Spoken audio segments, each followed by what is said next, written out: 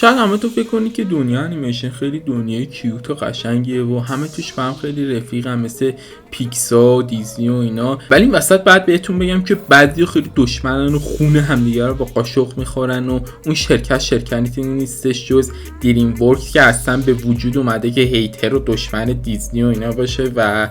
حالا شاید براتون جالب باشه بدونید اصلا چرا صاحب دریم ورک با دیزنی انقدر لجه و تک تک این انیمیشنه که دیزنی میده بیرون هی برمی‌داره خراب میکنه و کلا با دیزنی انقدر دشمنه. و بدونید چه انیمیشنایی دریم ورک باشین این کارو کرده. اگه تا اینجا براتون جالب شده ادامه ویدیو رو از دست دادید که می‌خوایم 6 تا از این انیمیشنایی که دریم ورک برداشته و ویلن کرده شخصیت دیزنی رو بهتون معرفی کنیم. شاید ندونید ولی خب دریم ورک کلا خیلی برمی‌داره چیزایی که توی دیزنی ساخته میشه که دیزنی اسم معروفش خونه میکی موزم هستش رو برمی‌داره و تبدیل به شخصیت شرور میکنه دریم ورک کاراکترهای دیزنی بدبختو. داداشمون جفری کانزبرگ صاحب دریم ورک هستش که حالا بذارید داستانش رو بهتون بگم که قبلا توی استودیوی دیزنی کار میکرده و اونجا مشغول بوده، ولی خب اون اخراج شده سر یه سری دلایل و بعدش شکایت کرده و علیه دیزنی و تو دادگاه هم پیروز شده و یه پول هنگفت به دست آورده از دیزنی کشیده بیرون و باهاش دریم ورک زده. دشمنا رقیب سرسخت دیزنی. من که جای صاحب دیزنی دارم فشار میخورم. حالا که اینا بک استوریش بودش، بریم سراغ انیمیشنایی که دریم ورک اونا رو تبدیل به شرور کرده و دیزنی استفاده کرده. خب با انیمیشن اولمون شروع میکنیم که تو سال 2019 اومده، اسمش امبونیبل که یه ذره اسمش سخته. داستان این نوجوان و دوستاشه که سعی میکنن یه موجود رو به خانواده‌اش برگردونن. همیشه خیلی خوب داره پیش میره، ما خیلی شخصیت شرری نمیبینیم و چقدر خوب که شخصیت شرری نداریم، ولی خب خیلی این داستان داره پیدا نمیکنه چون یه شخصیت شروری میاد به نام دکتر زارا، یه زنی که خون تو چشماشه و فقط میخواد که این موجود رو به خانواده اون ندن و خیلی خیلی آدم بدذاتیه. اما اگه یکم دقت کنید میفهمید که یه ذره شبیه موریدا توی بریو هستش و الان شاید خیلی‌ها بگن که خب این موریدا که برای پیکسا، ولی خب بعد بهتون میگم که پیکسا دیزنی با هم دیگه میکس شدن و یکی الان و آره از قصد برداشت شبیه اون کرده و فقط به همینجا ختم نمیشه. دقیقاً مثل همن ای صورتش رو دقت کنید، دوتاشون شکارچی هن، موهاشون فره، رنگ موهاشون قرمزه و شخصیتاشون هم خیلی شبیه هممون. تو این یکی دیگه خیلی بدذاته و کلا کار دریم ورک که میگم 5 تا انیمیشن بعدی هم همینه که برام داره شخصیت‌های خوب دیزنی رو ویلن میکنه. دریم ورک عاشق تبدیل کردن پرنسس و شخصیت‌های دیزنی به شخصیت‌های شرور هستش که دوباره ما میرسونیم به یه انیمیشن دیگه. جیک هارنر رو داریم که توی همین گربه چکمه پوش 2 بودش که خب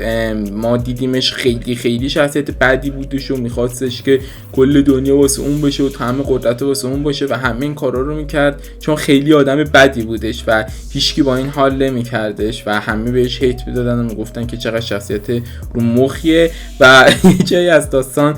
چیزو نشون میده، کارخونه‌شو نشون میده و اگه دقت کنید کارخونه‌اش خیلی آشنا میزنه، نداره تو تصویر میبینید که شبیه چه کارخونه‌اش و از دست تو جفری که انقدر لجی بود دیزنی. جالبش اینه که این داشتم جک هارنر توی گربه چکمه پوش 2 هم تلاش میکنه که تمام اشیاء جادویی و اینا رو واسه خودش کنه و مثل همین چه میدونم علاءالدین و کفش شیشه سیندرلا رو اینا رو که قشنگ دیگه ثابت میکنه با دیزی دشمنا داره به دیزی تیکه میندازه که تو دزدی همه چی رو برمی‌داری و کارخونه‌ت هم این شکلیه. خب اگه پرنسس‌های دیزی خیلی خفن باشن، همیشه شاهزاده‌های خیلی خفنی هم هستش که میخوان اون پرنسس‌ها رو نجات بدن و یه زندگی خوب بهشون بدن. چندین شخصیت‌های مختلف شاهزاده وجود داره توی سری مختلف انیمیشن‌های دیزنی مثل سفید برفی و سیندرلا و دیو و دلبر و پری دریای کوچولو و چه می‌دونم زیبای خفته و السا آنا که خب فروزن میشه که خب اونجا ویلن بودش این داداشمون و شاهزاده خوبی نبود. اما خب بخوایم از این یکی بگذریم، کلا شاهزاده ها همیشه توی دیزنی خیلی شخصیت خوب و خفنی داشتن و به عنوان شخصیت خوب بودن که باید برگردیم به یکی از خفن‌ترین انیمیشن‌های جهان، یعنی شرک که توش با کیو داشتی به نام چارمین که به عنوان شخصیت اصلی ظاهر میشد. نباید یادآوری کنم که این یارو کلا تو فیلم ویلن بود و خیلی آدم نچسب و رو مخی بودش و داشت دریم ورک قشنگ تمسخر میکرد شاهزاده‌های دیزنی رو و همیشه یه حالت پارودی مانند از دیزنی میسازه. ولی خب به همینجا ختم نمیشه و ما توی شرک شخصیت دیگه داریم که از یه شخصیت مهربون و فوق‌العاده خوب دیزنی الهام گرفته شده که الان میخوام بهتون بگم، ولی اگر تا اینجا ویدیو خوشتون اومده لایک و سابسکرایبتون نره بچه‌ها، این ویدیو هم برای دوستاتون بفرستید. اصلا چارمینگ ختم نمیشه و ما اون شخصیت مادرم داریم که اون مادر خوبیا و اینا بودش و اسمش خدای مادری بودش، چی بودش که توی پینوکیو و سیندرلا و چه میدونم شاهزاده قورباغه و اینا نقش داشتش که همیشه انقدر مهربون بود که میومد به همه فقط کمک کنه و تنها دلیل کمکاش مهربونیش بودش. اما خب زمانی که اینقدر کاراکتر مهربون میاد دریم ورک خیلی حساس میشه و میخواد ذات اصلی دیزنی رو به اون نشون بده.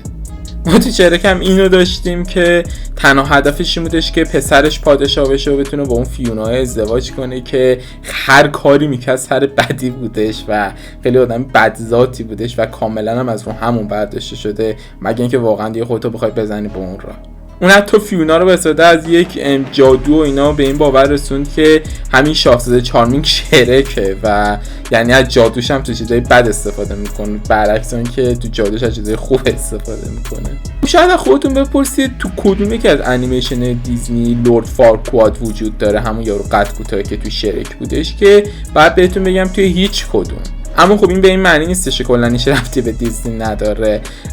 داداشمون همین لورده قبلا رئیس جفری بوده که عکسشو دارید ببینید که بر اساس این ساخته سی او شرکت دیزنی بوده که اتفاقا شرکت هم سال 2001 با تقریبا درآمد 500 میلیون دلار تونست که خیلی فروش خوبی داشته باشه و این داداشمون هم مسئول سی او بوده و من جاش دارم فشار میخورم کسی که اخراج کردم بیاد خودمو بخره بذاره جیب بغلش. خب میرسیم سراغ آخرین انیمیشن که شما فقط تنها یک روز با سیارا باشید که خیلی شخصیت بدی بشید، ولی اگه